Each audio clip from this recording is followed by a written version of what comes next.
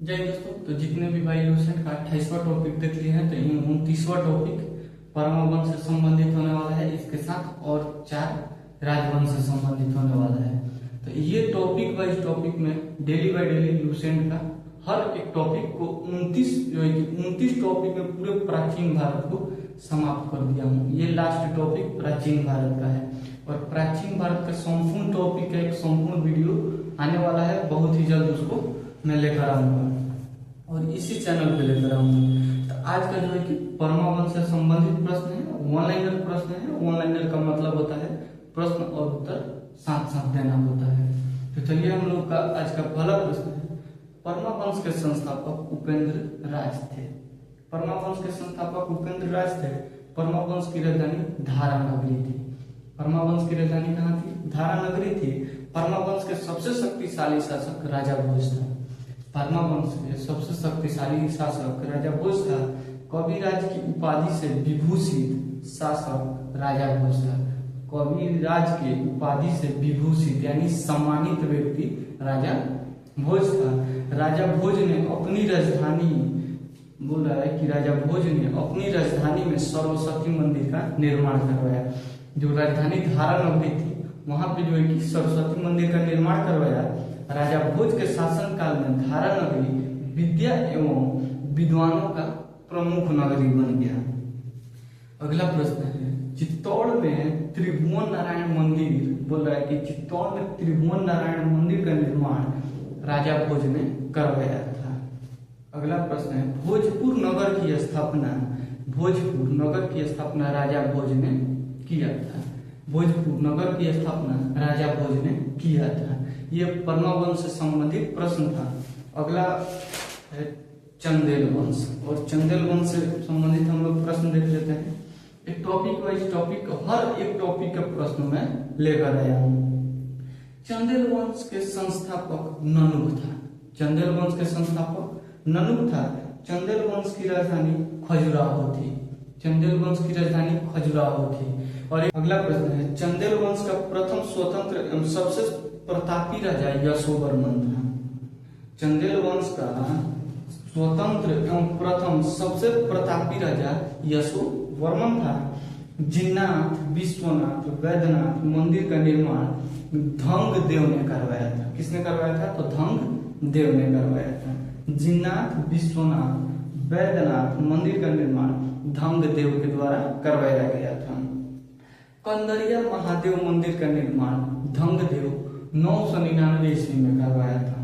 कंदरिया महादेव मंदिर का निर्माण धंग देव 999 ईस्वी में करवाया था। ये जो है कि अगर बड़ा सा बोर्ड रहता तो मैं बोर्ड पे हर एक प्रश्न का डिस्कशन करता और प्रश्न को डिस्कशन करने से ज्यादा जो है कि लिखने से ज्यादा सुनने से याद होता है। हमको तो जहां तक लगता है कि लिखने से ज्यादा सुनने से याद होता है। अगर ध्यान से आप सुनिएगा 100% याद होगा।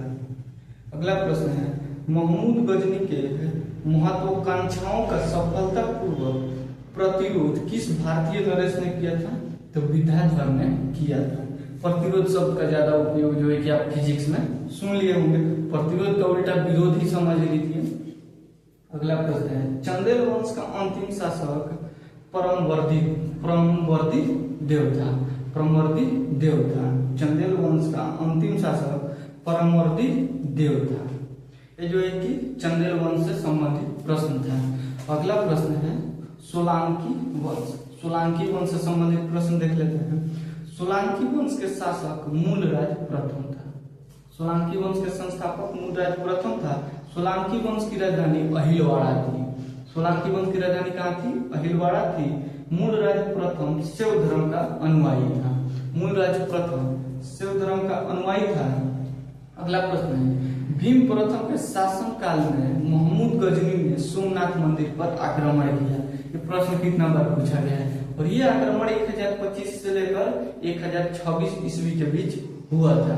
सोमनाथ मंदिर पर 17 बार आक्रमण हुआ है। सोमनाथ मंदिर पर 17 बार आक्रमण हुआ है। ये जो है कि मोहम्मद गजनवी था, वो जो है कि मोहम्मद गजनी जो था वो भीम प्रथम के शासन काल में जो है कि आक्रमण किया था। तो ये क्वेश्चन पूछ देगा कि महमूद गजनी सोमनाथ मंदिर पर आक्रमण किसके शासन काल में किया था? तो भीम प्रथम के शासनकाल में किया था। दिलवाड़ा का प्रसिद्ध जैन मंदिर किस पर्वत पर है? तो आबू पर्वत पर है। दिलवाड़ा का प्रसिद्ध जैन मंदिर किस पर्वत पर है? तो आबू पर्वत पर है। सोलंकी वंश का प्रथम शक्तिशाली शासक जयसिंह सिद्धराज था। सोलंकी वंश का प्रथम शक्तिशाली शासक जयसिंह सिद्धराज था। सोलंकी वंश का अंतिम शासक भीम द्वितीय था। सोलंकी वंश का अंतिम शासक भीम द्वितीय था। अगला टॉपिक देख लेते हैं। अगला टॉपिक है कलचुरी चंदी राजवंश। कलचुरी चंदी राजवंश से संबंधित हम लोग प्रश्न देखते हैं।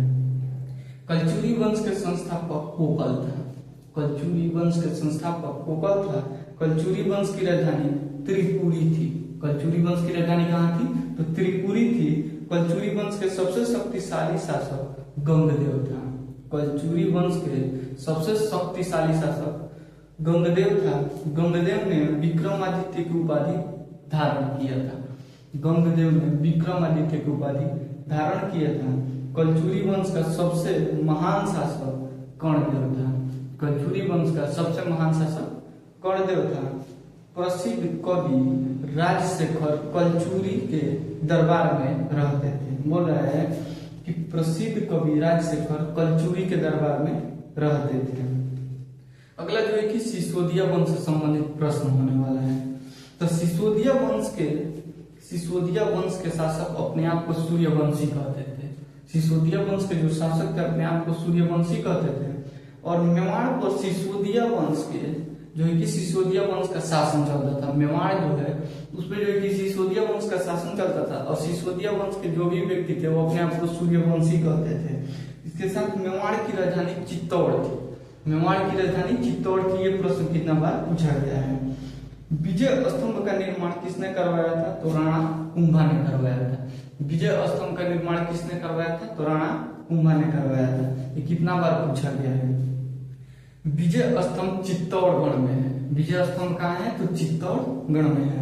अगला प्रश्न है खतौली का युद्ध 1518 में राणा सांगा एवं इब्राहिम लोधी के बीच हुआ। बोल रहा है कि खतौली का युद्ध 1518 में राणा सांगा और इब्राहिम लोधी। ये जो है कि हम लोग 5 टॉपिक था। इस 5 टॉपिक का प्रश्न था और 5 टॉपिक को बढ़िया तरीके से मैं कवर किया था। और जो है कि ये लूसेंट का टॉपिक 22 टॉपिक प्रश्न था। मेरा सोच है कि ये प्राचीन भारत का लास्ट टॉपिक है। तो इसके बाद जो है कि जितना भी प्राचीन भारत में टॉपिक है उस पे एक पूरा वीडियो में बनाऊं और पूरा जितना भी कलचुरी राजवंश इससे संबंधित जितना भी प्राचीन भारत में टॉपिक है उस पूरे टॉपिक को एक ही वीडियो में मैं लेकर आऊंगा। और ये बहुत जल्द लेकर आने वाला हूँ क्योंकि ये प्राचीन भारत समाप्त हो गया तो अब हम लोग का मध्यकालीन भारत स्टार्ट होने वाला है। और मध्यकालीन भारत जैसे ही समाप्त होगा तो पूरा एक मध्यकालीन भारत का चैप्टर तैयार करूंगा और उसको भी अपलोड करूंगा। तो ऐसे प्रश्नों के लिए हमारे चैनल को सब्सक्राइब जरूर कीजिएगा। इस वीडियो को ज्यादा से ज्यादा शेयर कीजिएगा। मिलेंगे नेक्स्ट वीडियो में, तब तक के लिए जय हिंद।